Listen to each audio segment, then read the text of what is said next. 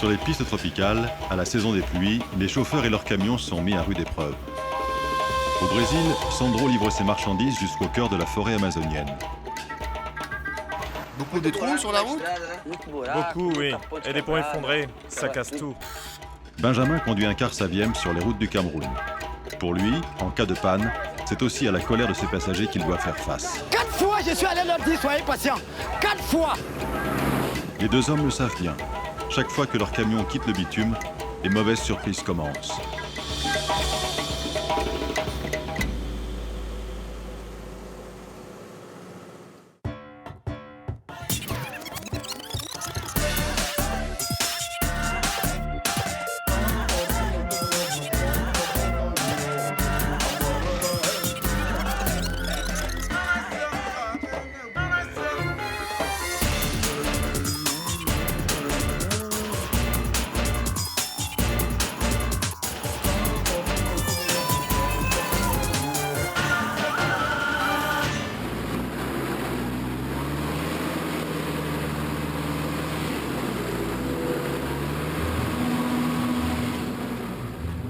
Nous sommes au Cameroun.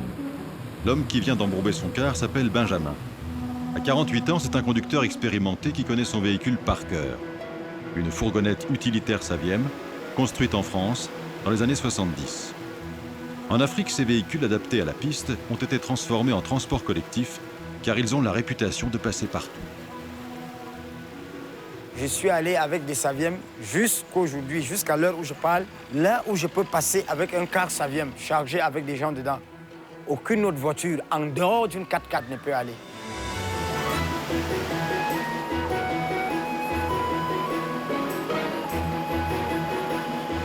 Benjamin a 30 ans de conduite derrière lui. Il a commencé taxi avant de conduire des camions.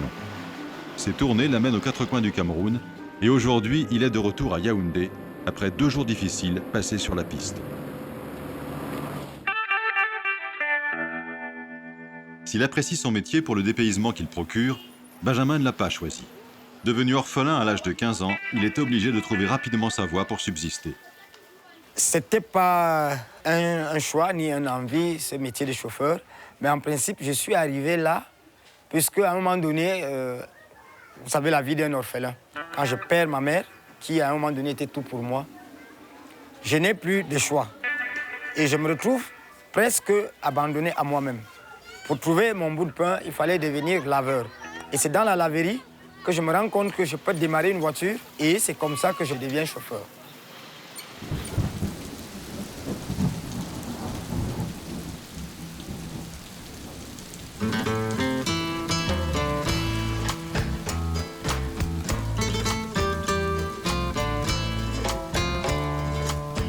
À 7000 km de Yaoundé, les chauffeurs brésiliens connaissent des conditions de route aussi difficiles qu'au Cameroun.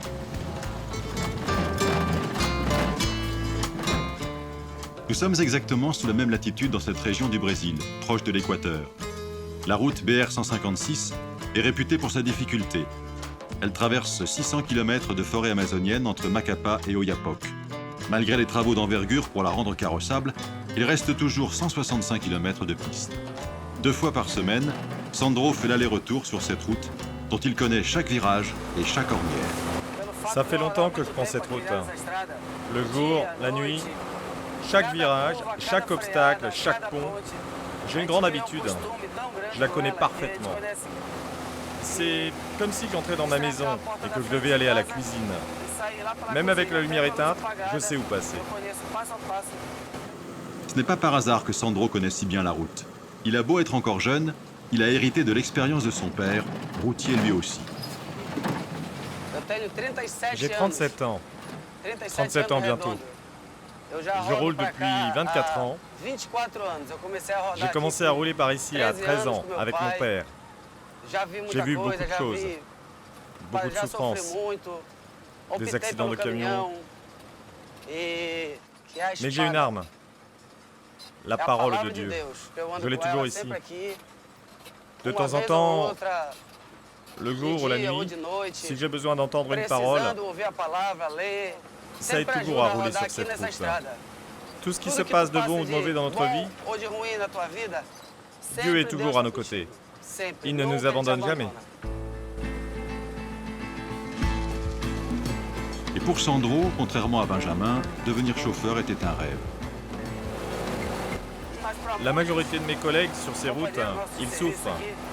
Parce que ce n'est pas une vie. C'est pas la vie qu'ils voulaient. Il y a un côté fatigant à rester loin de sa famille. Ça pèse beaucoup.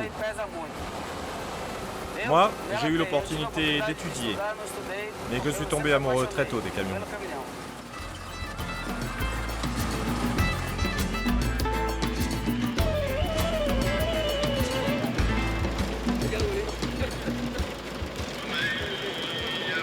Au Cameroun, Benjamin s'est levé de bonne heure.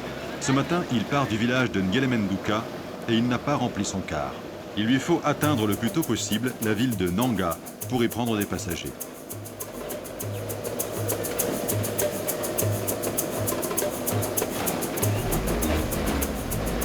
S'il arrive trop tard, les cars passés avant lui feront le plein et il ne pourra pas espérer une bonne recette.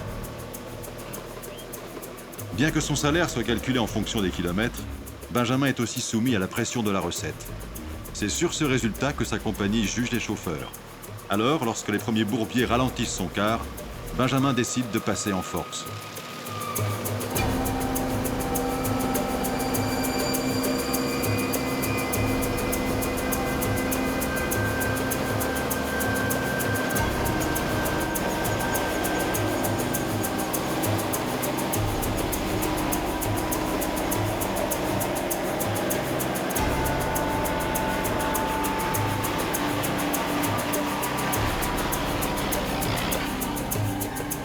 Même si le Saviem est un véhicule robuste, à cette vitesse et sur ces routes défoncées, il y a souvent de la casse.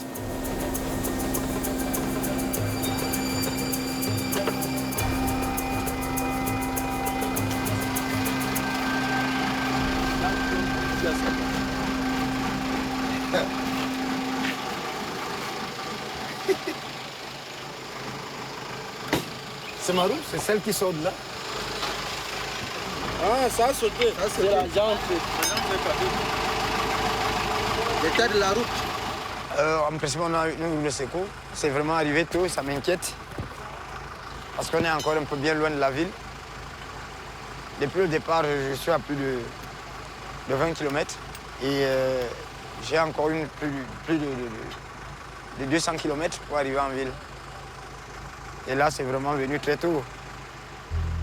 Ce n'est jamais Benjamin qui répare son car.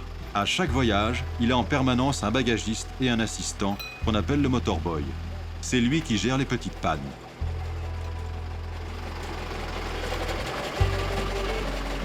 Mais comme tout le monde est pressé d'arriver, il y a toujours des passagers pour mettre la main à la pâte. Ce genre de casse est fréquent sur la piste et peut avoir des conséquences dramatiques.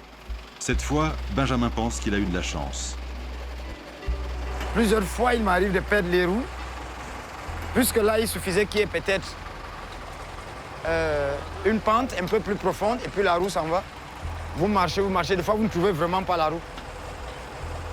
Des fois, même cette même roue peut vous créer un incident. Puisque s'il y a des personnes qui marchaient par là, la roue va et ça leur cogne. C'est un autre problème. Des fois, même, ça cause des blessés. Parce qu'il suffit que tu sois dans un village, tu roules et que cette roue saute. C'est des problèmes. Soit ça casse un mur, soit ça casse une porte. Les histoires peuvent arriver à chaque instant sur la piste. Alors que la réparation s'achève, un camionneur bloqué derrière Benjamin s'impatiente. Calme-toi, c'est fini, on part. Tu vas passer où là? Laisse ça, dis donc, calme-toi, c'est fini. On a eu crevaison, c'est fini. Allez-y, fichez le camp aux gens. Ils ne sont pas patients, ils viennent parler.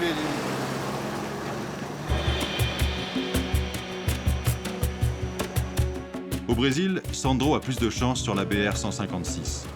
Depuis plusieurs années, des travaux d'envergure y sont menés par le gouvernement brésilien et des portions bitumées apparaissent au milieu du trajet. Aujourd'hui, pour faire ce trajet, ça prend 10 à 12 heures. Ça dépend de la vitesse. Mais avant, 15 ans en arrière, on pouvait mettre 21 jours pour faire 600 km.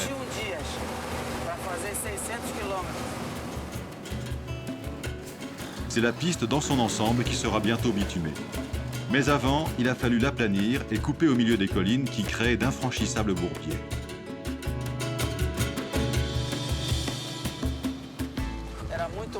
Avant, c'était plus en pente que maintenant.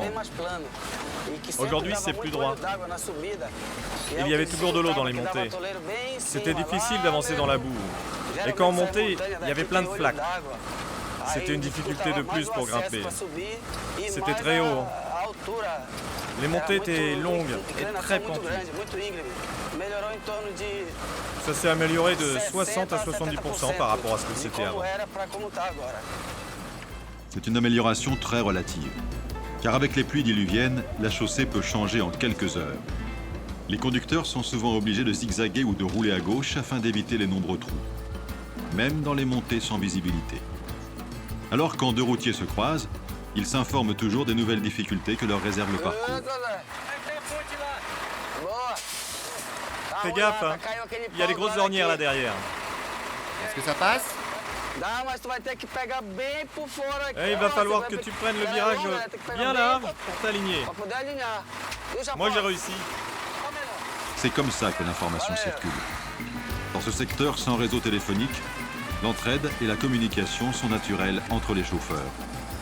Contrairement aux pistes du Cameroun, ici, quand un chauffeur est en panne, tout le monde est au courant et prêt à proposer son aide. Il y a un camion coincé derrière. Il est monté? Non, il n'a pas pu. Il est où? Il est resté derrière. Dans mon sens? On n'a pas réussi à le sortir de là. Sandro n'aura pas le temps de rejoindre son collègue, bloqué plusieurs dizaines de kilomètres devant lui. Car les routiers restent rarement longtemps sans aide. Salut mon ami. T'as des nouvelles du gars devant? Oui, j'en ai sorti. On l'a poussé. Oui, je l'ai fait. Tu l'as poussé? Ah, très bien. Il a pu reprendre sa route normalement? Sans problème.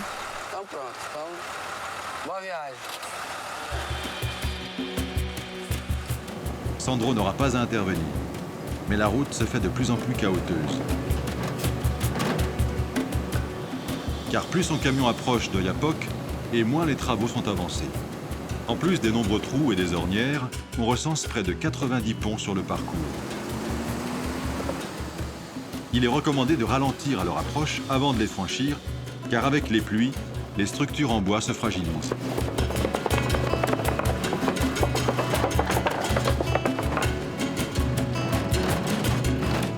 En attendant leur remplacement par des ponts en béton, les chauffeurs n'ont pas d'autre choix que de se risquer sur ces traverses instables.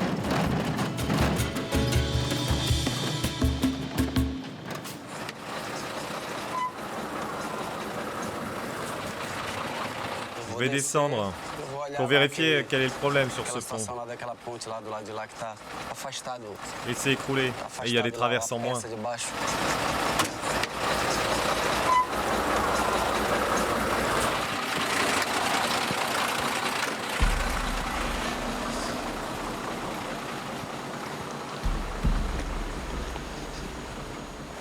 Quand je suis passé ici, tout allait bien.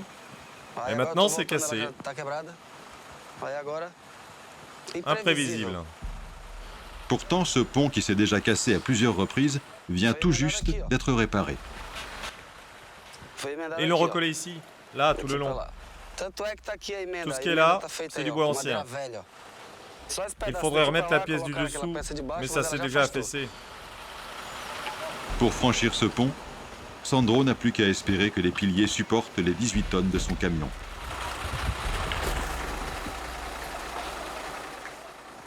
Ça passe. Plus par là. Une roue ici et l'autre là. Ça va passer. Sandro est un chauffeur d'expérience. Mais avec une averse soudaine, il va devoir redoubler de prudence. Les traverses, devenues glissantes, pourraient faire dévier les roues de leur trajectoire. Un passage qui se joue à quelques centimètres.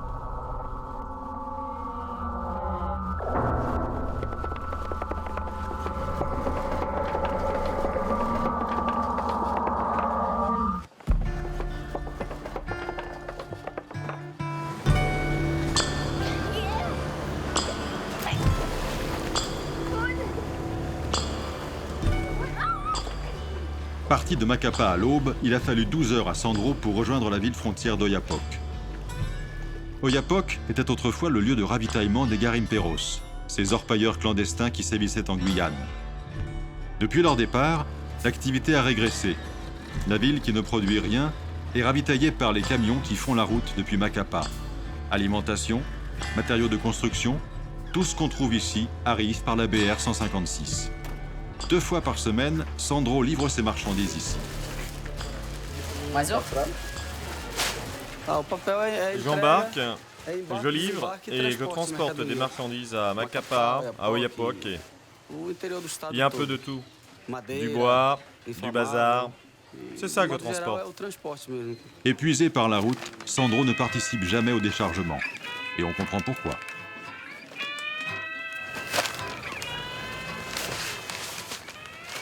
Non, non, c'est bon là. Si je n'avais personne pour m'aider à décharger la marchandise, je ne pourrais plus conduire à cause du dos. Et la fatigue est 2 fois plus grande. Décharger et conduire, c'est trop. Sa livraison terminée, Sandro doit retourner à Macapá et il n'a qu'un souci en tête, ne surtout pas rentrer à vide. C'est pourtant ce qui arrive le plus souvent aux chauffeurs. C'est un sérieux manque à gagner pour les 12 heures de route retour. Alors, Sandro sillonne les rues à la recherche d'un chargement providentiel. On lui a parlé d'un particulier qui a besoin de faire un gros déménagement. Aubaine. Pour Sandro, qui travaille à son compte, c'est une occasion inespérée de repartir chargé et de se faire un peu d'argent supplémentaire. Salut Léandre. Ça va? Mais lorsqu'il va découvrir l'ampleur du chargement, il va vite déchanter.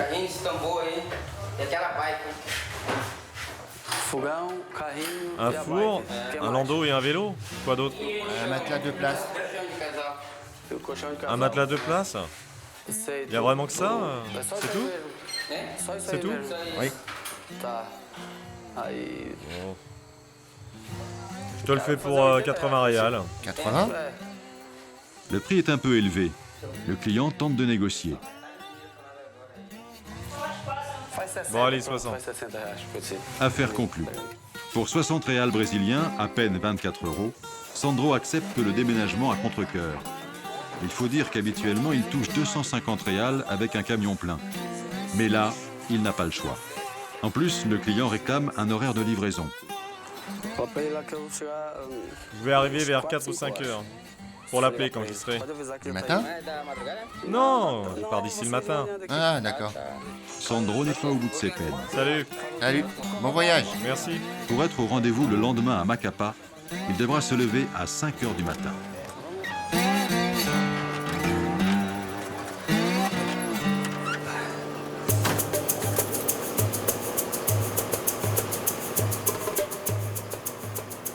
Sur la route de Nanga, Benjamin tente de rattraper le temps perdu. Malgré le manque de visibilité et une roue de secours en moins, il accélère.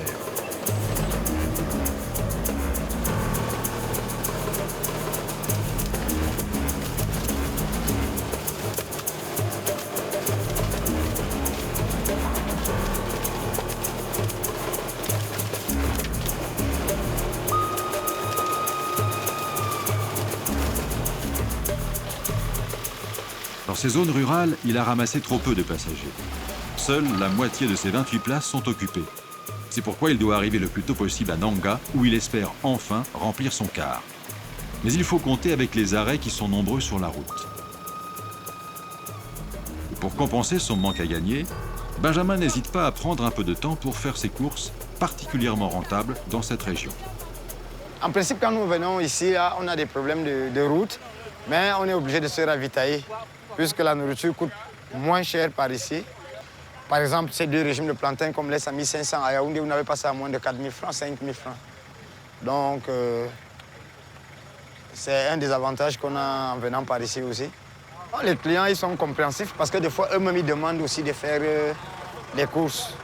Parce que c'est tout le monde qui veut se ravitailler quand on est par ici. Ils sont obligés d'accepter quand ils vont vouloir faire des achats. Alors eux aussi, ils sont obligés d'accepter que je fasse le mien. Il faut le faire, puisque nous partageons les problèmes.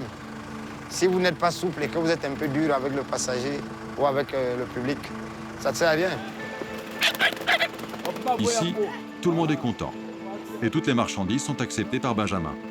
Il a l'habitude de tout voir. C'est quoi? Qu'est-ce qu'il y a dedans? Comment vous pouvez enfermer un poulet dans un sac? Les pauses n'excèdent jamais quelques minutes. Car Benjamin sait qu'au moindre retard, certains de ses passagers peuvent lui mener la vie dure. Et ce n'est pas un hasard si une grille les sépare du poste de pilotage.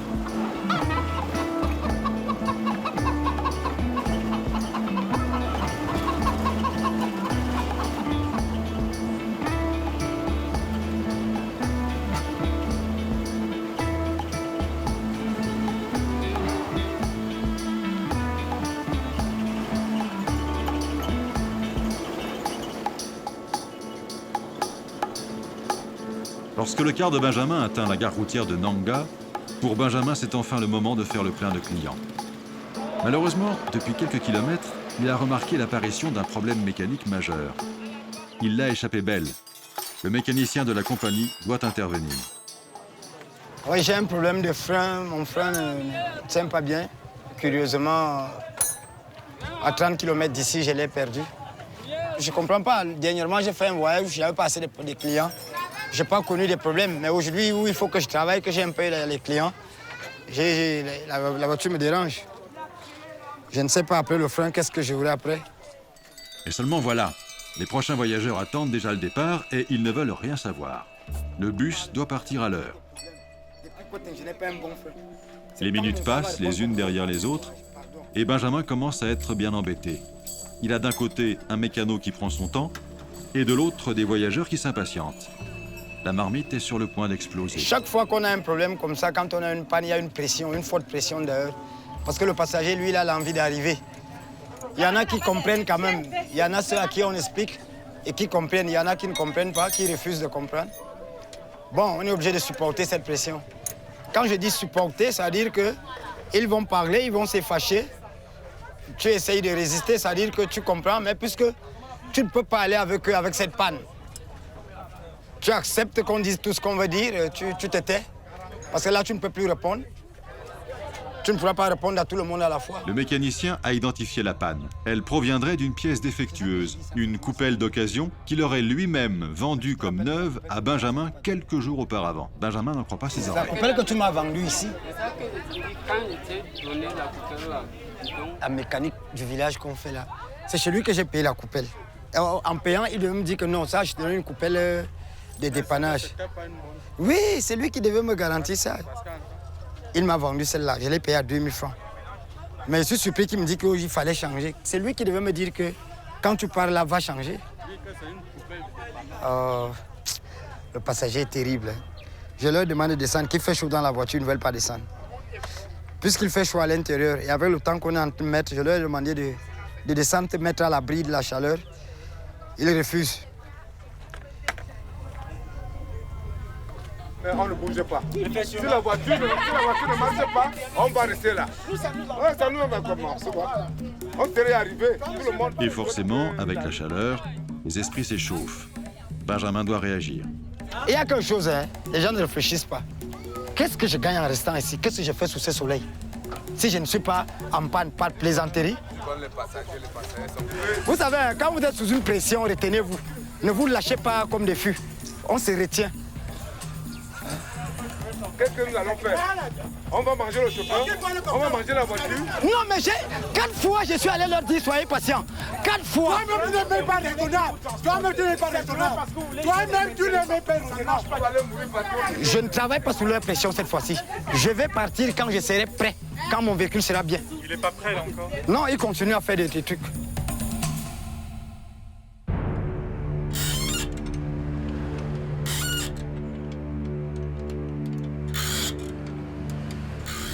Retour au Brésil, où Sandro est lui aussi arrêté pour réparer. Mais ici, les choses se font dans une autre ambiance. Un chauffeur s'arrête même pour lui prêter main forte. Salut, c'est bloqué? C'est un des deux tubes en caoutchouc qui s'est percé. Ça fait longtemps que tu es là? Jésus, 20 minutes? Ça va être compliqué le voyage aujourd'hui. Un peu. Quel problème tu as? Le problème, c'est la mâchoire du frein. Il est coincé et je dois le débloquer pour continuer. Pas de chance. Pour réparer au plus vite, Sandro va isoler le frein qui bloque sa roue, autrement dit, le neutraliser. Cela signifie qu'il n'aura plus de frein sur cette roue. Ton problème, c'est sérieux. Beaucoup de trous sur la route? Beaucoup, oui. Et des ponts effondrés. Personne ne répare la route. Ça casse les voitures. Ça casse tout. Tu vas arriver tard? T'as pris beaucoup de retard? C'est toujours comme ça. Mon camion a l'habitude de souffrir.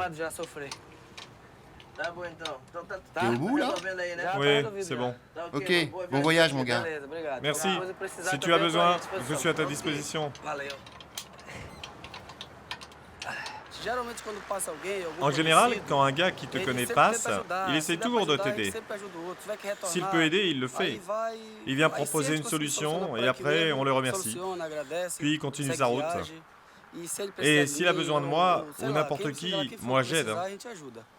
Qu'il soit riche ou pauvre, que son patron soit bon ou pas, peu importe. On est tous sur la route. Alors, avec qui que ce soit, c'est ça. Ici, la solidarité est une question d'honneur, pas une question d'argent.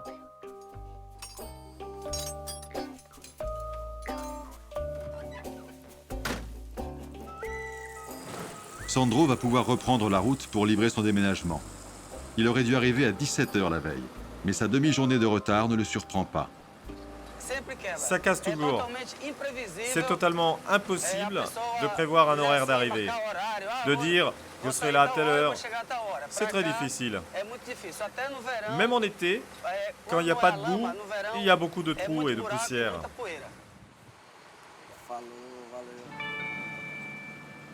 C'est la maison 7013. C'est en fin de matinée que Sandro arrive chez son client. En quelques minutes, son maigre chargement va être livré. Sandro n'a gagné que 60 réals pour ses 12 heures de route. Alors il repart aussitôt direction Laranjal d'Ojari, où l'attend une cargaison de produits agricoles. C'est à seulement 200 km et 5 heures de route.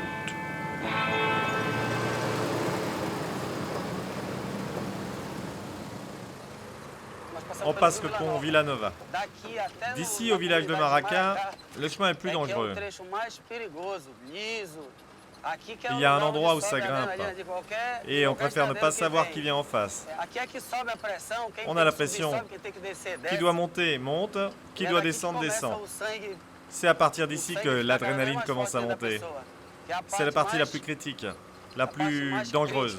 Comment dire? C'est très glissant par ici.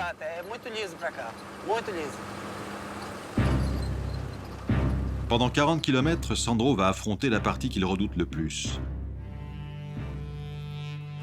Il a beau en connaître chaque ornière, il doit se concentrer pour éviter de déraper dans les descentes.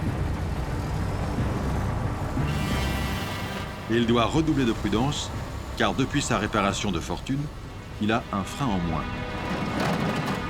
S'il glisse trop, c'est la sortie de route assurée.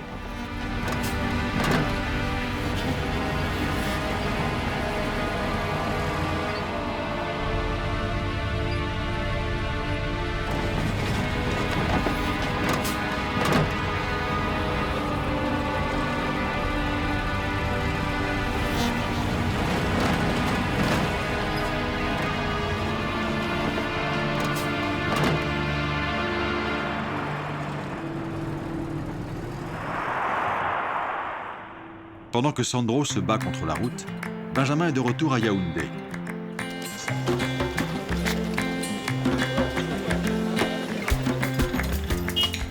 Ce qui devait être sa journée de pause se transforme en journée de réparation, à commencer par sa jante. On a placé une rondelle, on a soulevé et on a meulé. C'est bien? C'est une journée qui n'est pas rémunérée, ce qui a de quoi énerver notre chauffeur. Le travail, si à un moment donné, ça m'énerve, c'est comme si c'était de l'esclavage. Regarde, je suis arrivé hier. Alors, je suis au garage, je suis en train de faire tout ce que je suis en train de faire. Et le matin, il faut prendre une autre destination. Et c'est comme ça chaque fois. On doit faire comment? C'est pour le temps quotidien. Je ne refuse pas. Mais il faut gagner gros aussi. Un peu plus loin, les mécaniciens de la compagnie s'activent autour des véhicules en révision. Le camion de Benjamin, qui n'a pas été ménagé lors de sa dernière sortie, est prioritaire. Chaque fois que je rentre d'un voyage, je dois passer obligatoirement au garage pour qu'on essaie de refaire, de revoir qu'est-ce qu'il y a eu, qu'est-ce qu'il n'a pas eu à faire. Parce qu'il suffit juste d'une petite négligence et tu as des problèmes en route. Les routes où nous allons, ce n'est pas des routes qui nous rassurent. Pour être définitivement rassuré, Benjamin a décidé de commencer par changer ses tambours de frein. Le tambour qu'il y a sur le camion, c'est des tambours pas d'origine. Celui-là, il vient d'Europe. C'est des pièces qui nous viennent de la Belgique. Parfois, on prend dans un autre véhicule qu'on a dépiécé, on remonte dans l'autre. À force de rapiécer ces camions avec des pièces d'occasion, ces mécaniciens de talent sont capables de continuer à faire rouler des véhicules vieux de 40 ans et dont la production s'est arrêtée en 1992. Oui, c'est des Savièmes, c'est des Savièmes fatigués. À l'heure actuelle, ils ne fonctionnent pas, mais on voudrait le faire fonctionner. Alors, ça nécessite une tôlerie. Celui-là, il n'est pas prêt à rouler, mais on a l'intention de le faire rouler. Ça avait un problème de cabine. On a découpé la vieille cabine, on a ajusté celle-ci. Celle-là, elle aussi, elle va rouler. C'est fini. Il manque maintenant là qu'on pose le plancher et ça va en peinture. Là, c'est presque fini. C'est qu'ici, on y tient au Saviem, car il a des qualités que les autres n'ont pas. C'est ce qui fait la robustesse de la Saviem, c'est sa suspension avant. Elle résiste. Elle résiste. Vous pouvez aller sur des routes, n'importe quelle route, avec la Saviem, vous n'allez pas subir un problème avec sa suspension avant. Et voici le pont qui joue le rôle de traction. Et c'est délicat. Vous faites un mauvais manœuvrage, une fausse manœuvre dans la boue, vous cassez votre pont. Donc nous déplorons beaucoup cette histoire. Ça nous fait mal là, parce qu'on n'a plus des pièces. Les pièces d'occasion sont conservées dans ce conteneur. La plupart, rachetées en Europe à des particuliers, sont considérées comme un véritable trésor. Si elles permettent de prolonger la vie des cars, elles présentent des inconvénients. La rouille qui les recouvre rend la tâche plus difficile aux mécaniciens. Alors on est obligé de bricoler avec les moyens du bord. Alors là maintenant c'est bien roué. Il faudrait donc que le soudeur vienne, il pointe un boulon là pour qu'on parvienne à desserrer. Celui d'en haut, il y a tout.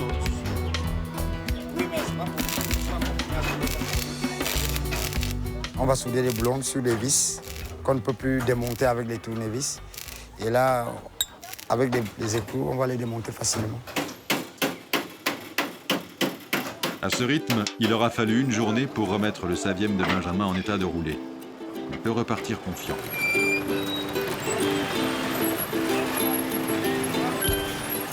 Le lendemain matin, c'est à la gare routière de Yaoundé que la journée de Benjamin commence. Lorsque les premiers voyageurs affluent sous le hangar de la compagnie, c'est accompagné d'un cortège de vendeurs en tout genre.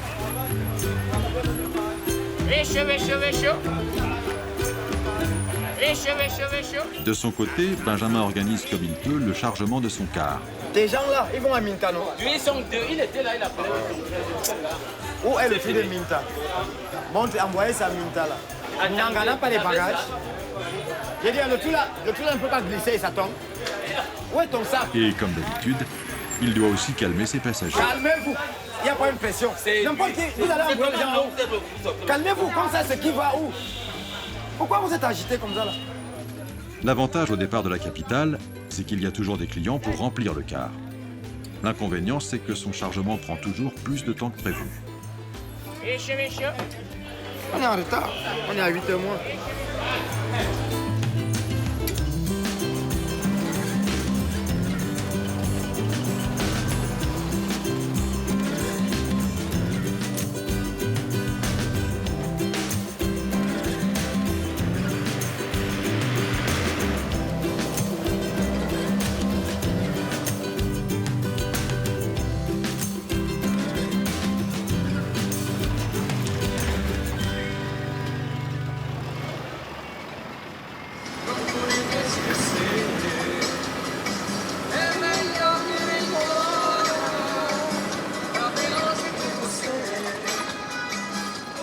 Pour Sandro, la partie la plus dure du trajet est achevée.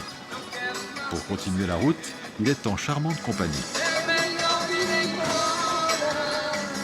À mi-parcours, il a embarqué des passagers et leur cargaison. Du coup, le moral est au beau fixe. Sa journée de travail se présente enfin mieux qu'elle n'avait commencé.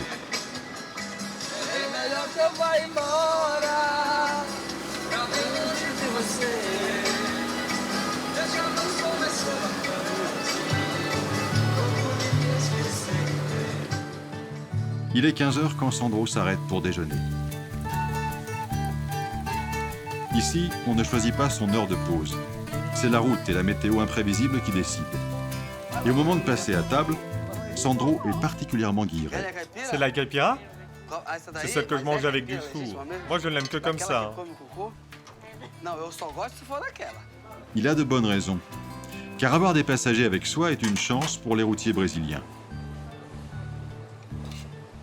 Ici, dans l'Amapá et dans tout le Brésil, il y a une tradition. Le chauffeur qui s'arrête avec des passagers ne paye pas. Et ça ne se fait pas seulement sur les routes du coin. À Oiapoque aussi, c'est la même chose dans tout l'état de l'Amapá. Et pas seulement dans l'Amapá.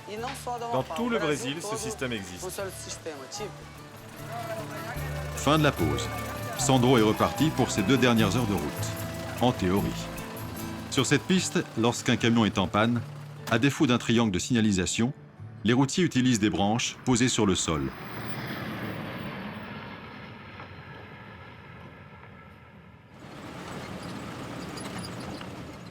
Pour Sandro, c'est un devoir de s'arrêter pour proposer son aide. Il faut le manœuvrer. Il faut le manœuvrer pour que je puisse le remorquer dans le bon sens. Il peut plus rouler. Le chauffeur du camion, qui était parti chercher de l'aide, arrive dans la foulée pour prendre les choses en main. Moi, je me mets là et je vais descendre doucement. Mais il faut manœuvrer d'abord. Mais ça va passer, regarde. Mais le moyen de remorquage du chauffeur fait un peu sourire Sandro. T'as que ça? C'est tout ce que tu as comme câble de remorquage? Hein? T'as que ça pour remorquer? Ton câble à toi, il est où? Il est mort, mon câble. Bon, alors tu vas enrouler ce câble dans l'anneau de remorquage. Il y a un endroit dans la carrosserie.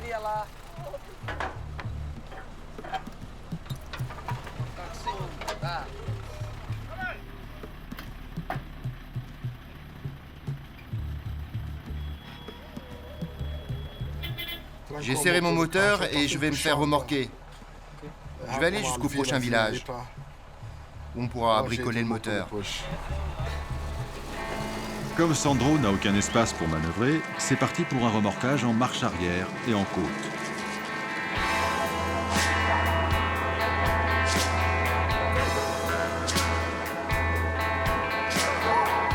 Avant de mettre le camion dans le sens de la marche, Sandro doit le dégager de la piste pour ne pas gêner la circulation. Il le remonte donc plusieurs centaines de mètres en arrière pour rejoindre un terre-plein.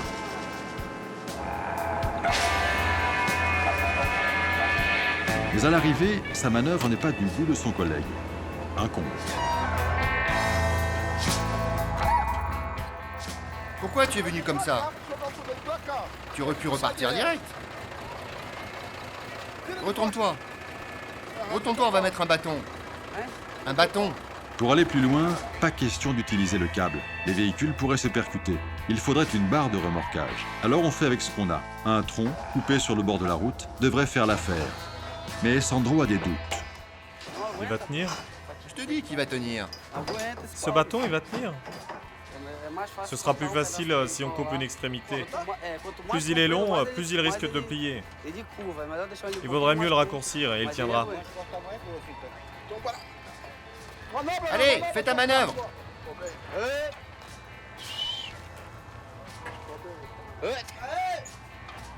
En avant. On le rentre dans le tube, le bâton. On le rentre dans le tube et on l'accroche à l'autre attache. Normalement, ça devrait tenir. On va rouler doucement. Je vais rester en première. Sandro n'est pas vraiment rassuré par le remorquage de fortune. Son camion, c'est son gagne-pain. Et un accrochage malheureux pourrait bien laisser les 2 camions en panne sur la piste. Tu as peur de quoi avec ce bâton? J'ai peur que ton camion vienne taper le mien. Que je rentre dans ton camion? Que l'un rentre dans l'autre. Le tien, il ne risque rien. Au pire, c'est le mien qui va s'enfoncer sur le bout de bois.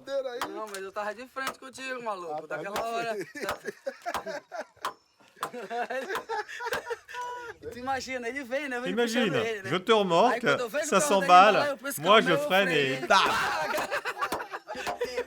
É. Aí eu... Je veux juste que ce bâton, il tienne jusqu'au bout sans s'écraser. Il faut bien l'attacher parce que ça va pousser.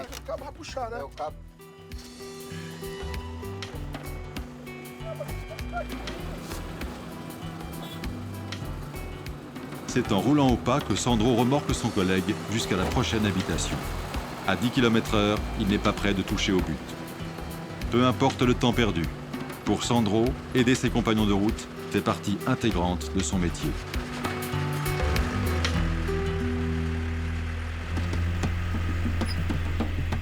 Au Brésil, la solidarité entre chauffeurs est une vraie leçon de vie. Benjamin, lui, n'a pas cette chance. Et dans quelques instants, il va pouvoir s'en rendre compte.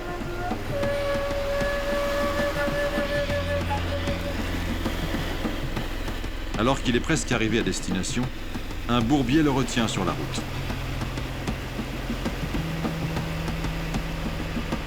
En insistant un peu, le Saviem peut passer.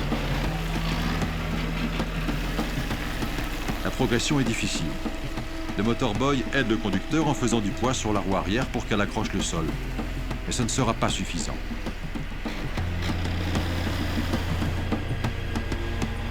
Alors qu'il touche au but, Benjamin n'a plus que quelques femmes et des enfants à bord. Difficile de les faire pousser avec ses assistants.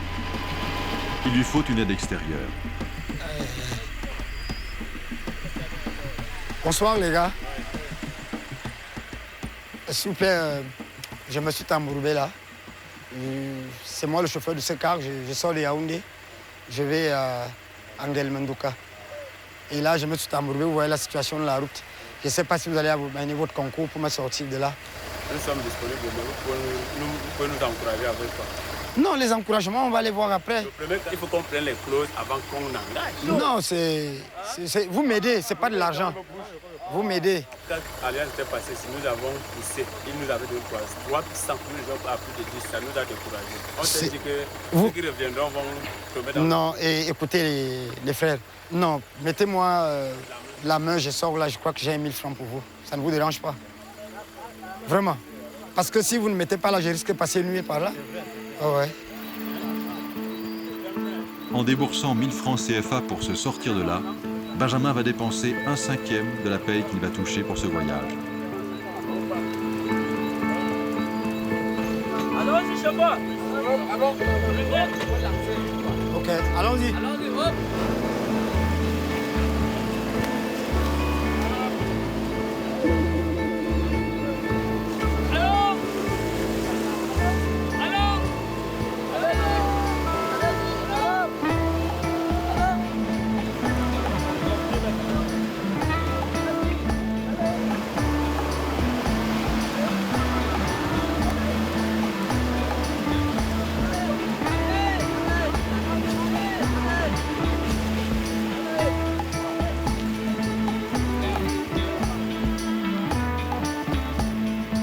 Bon, où sont mes frères qui m'ont aidé là?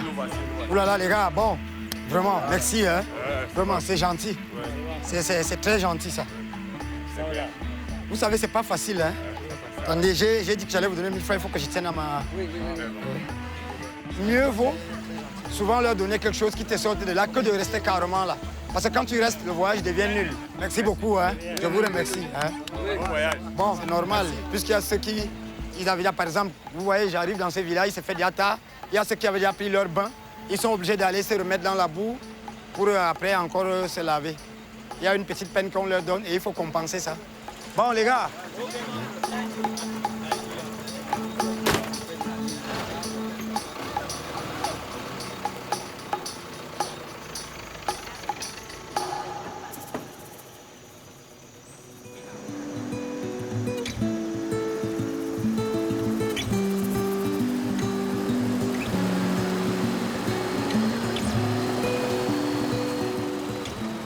Au Brésil, Sandro est arrivé à destination.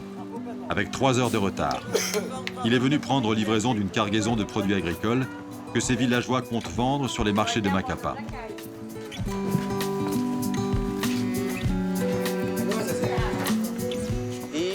D'ici à Macapá, il y a 200 km. Tous les villageois ici vivent de l'agriculture locale. Ici, ils ont des noix du Brésil qui sont récoltées dans la nature. Ils ont des plantations de bananes, citrons, courges, pommes de terre. Souvent, je leur ramène un frigo ou une machine à laver. Aussi des meubles, du matériel pour les maisons ici. Des tuiles, du bois, des briques, du ciment. Tout vient de Macapá.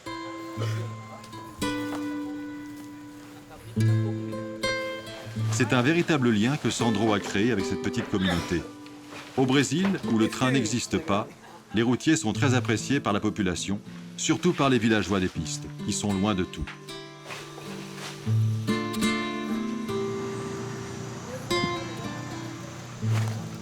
Sandro n'aime pas traîner en route. Même s'il est arrivé à la nuit tombée, il préfère repartir immédiatement. Tá bom, ok. Si tout se passe bien, il sera à Macapá dans 5 heures.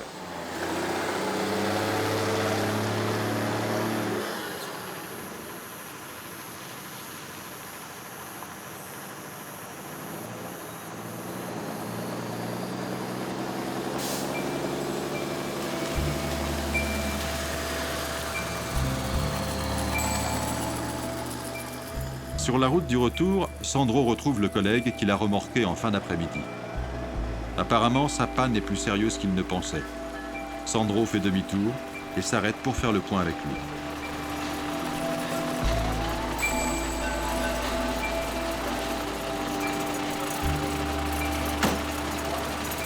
Ó!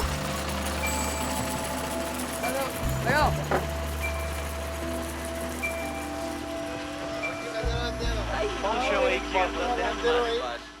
C'est à l'avant ou à l'arrière? C'est le différentiel? Ah, c'est le moteur. C'est un problème de moteur? Oui, regarde ici, l'huile brûlée. J'ai trouvé tout ça quand le moteur a serré. Il faut que j'attende un mécanicien. Ils ont cassé une lame de suspension. Il a cassé un piston parce qu'il y a eu un échappement. C'est soit un piston qui est cassé, soit un segment. Mais je pense que c'est plutôt le piston parce qu'il y a eu des projections. J'en suis sûr, c'est certain. En plus, j'ai des marchandises là-dedans.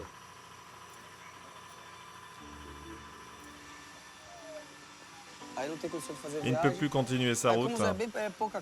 Comme il a peu de choses, j'ai proposé de tout prendre dans les miens. Si un jour j'ai besoin de quelque chose, je pense qu'il me dépannera aussi.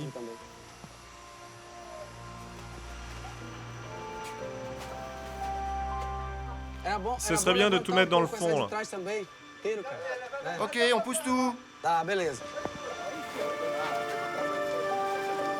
Ici, les villageois et les voyageurs ne demandent rien pour aider ces routiers.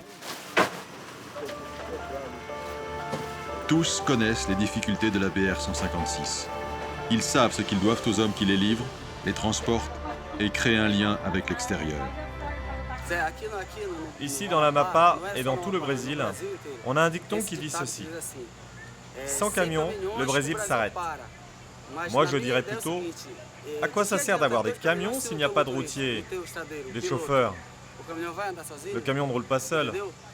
Si vous donnez un camion bien vieux à un chauffeur, si c'est un bon chauffeur, il va, il vient sans casse.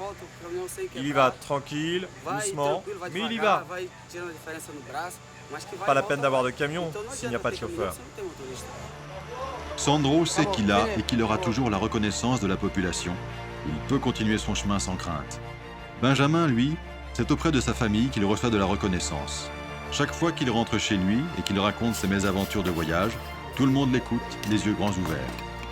J'ai souvent fait des voyages, mais hier là, c'était un autre voyage. Je quitte ici très bien, je n'ai pas de problème, j'arrive à côté. On a mis un bourbier. Le car s'enfonce, je cale là. Je m'avais demandé l'aide aux villageois pour qu'ils viennent me faire partir de là. La première chose, c'est que tu vas nous donner combien? Sa femme Aïcha sait que sans lui, sa famille n'est rien, qu'il lui arrive même de se sacrifier pour qu'il puisse avoir la meilleure vie possible. Je suis entrée dans sa vie à l'âge de 17 ans. Depuis là, on n'a pas connu une vie vraiment normale. Là. Parfois, il est même malade, il refuse d'aller à l'hôpital. Il dit que le peu d'argent que j'ai, je préfère garder ça pour la santé des enfants et non que moi je pars à l'hôpital. C'est comme s'il partait gaspiller ça et ça me fait très mal au cœur de le voir malade, il ne parvient pas à aller à l'hôpital. Mes enfants, ils sont fiers, puisqu'ils le disent à qui veut l'entendre. Mon père est chauffeur, mon père est chauffeur, mon père est chauffeur. Ça veut dire qu'ils ne sont pas gênés, même pas pour un seul instant. Puisque j'ai l'habitude de leur mettre ça dans la tête et puis de leur montrer que c'est de ça que nous vivons, c'est grâce à ça que je vous élève. Oh, j'avais une des photos que j'aimais trop, là où on était dans l'eau. Oui, c'est ça, non? Oui, voilà, oui, oui. Là, ce que vous voyez, là, c'est une rivière qui est inondée, le pont a disparu. Un trajet que j'ai souvent eu à faire une journée, j'ai fait 2 jours, ces jours-là. Quand je fais rien, je sors mes photos, je leur montre ces photos et puis je leur explique. Avec des photos, ils essaient d'imaginer ce que je vis quand je ne suis pas à la maison. Quand ils savent que je suis allé à tel endroit et qu'ils avaient déjà vu des photos, et ils ont pitié de moi quand je rentre. Sur les routes de boue, que ce soit en Afrique ou en Amérique du Sud, les routiers doivent tous s'attendre à rencontrer de grosses mésaventures. Benjamin et Sandro ont tous les deux conscience de ce qui les attend et ils l'acceptent. Ils l'acceptent car ils savent l'un comme l'autre qu'ils auront au bout du chemin une oreille attentive. Une oreille qui les écoutera, qu'elle soit familiale pour Benjamin ou citoyenne pour Sandro.